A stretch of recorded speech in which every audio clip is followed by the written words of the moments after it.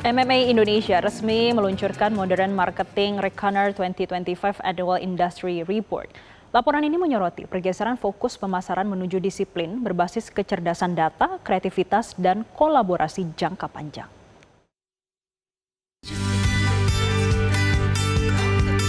MMA Indonesia meluncurkan Modern Marketing Reckoner 2025 Annual Industry Report. Laporan ini menyoroti pergeseran fokus pemasaran menuju disiplin berbasis kecerdasan data, kreativitas, dan kolaborasi jangka panjang. MMA menyoroti perubahan cepat perilaku konsumen di Indonesia yang didominasi kelas menengah.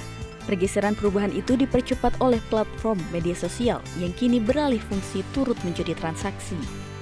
Digitalisasi yang berkembang pesat di Indonesia mengubah cara brands beroperasi dan bersaing. Brands didorong untuk menguatkan kemampuan analitik dan kreativitas modern yang menggabungkan data dengan wawasan lokal. Berdasarkan laporan MMA, dengan nilai pasar big data yang diproyeksikan mencapai lebih dari 74 miliar US dollar pada tahun 2030, pemasaran harus membangun kemampuan untuk memanfaatkan data dan menerapkan teknologi yang bertanggung jawab. Indonesia is very creative in terms of storytelling, in terms of building content.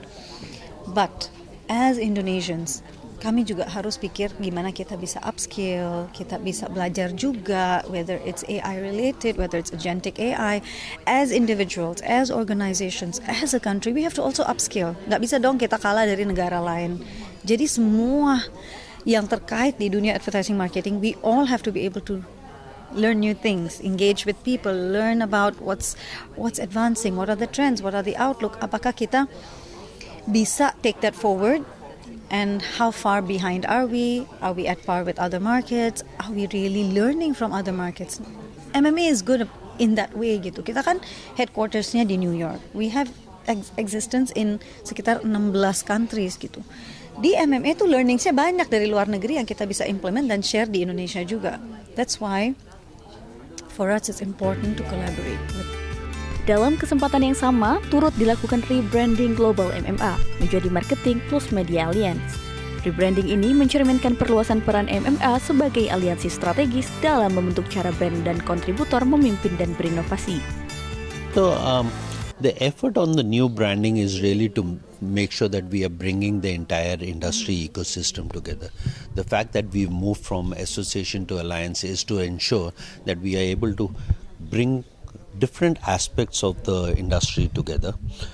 The focus is really to make sure that the technology, the creativity, the innovation that is being built for advertising and marketing with the advent of a lot more new technologies has to put together a structure which is more comprehensive, it's forward-looking and futuristic.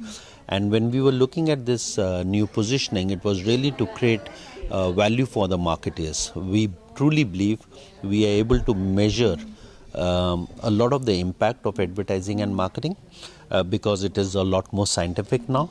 And because it's scientific, we can ensure that the frameworks that we are building, the methodologies that we are building can be very measurable. And therefore, the whole association of marketing plus media as an alliance helps us to structure that in the future. Sejalan dengan rebranding ini, MMA Indonesia terus menekankan pemberdayaan inovatif dan kolaborasi antar praktisi untuk meningkatkan kemampuan pemasaran dan advertising dalam menciptakan kemajuan. Dari Jakarta, Tasya Nadia, Metro TV. Jelajahi cara baru mendapatkan informasi. Download Metro TV Extend sekarang.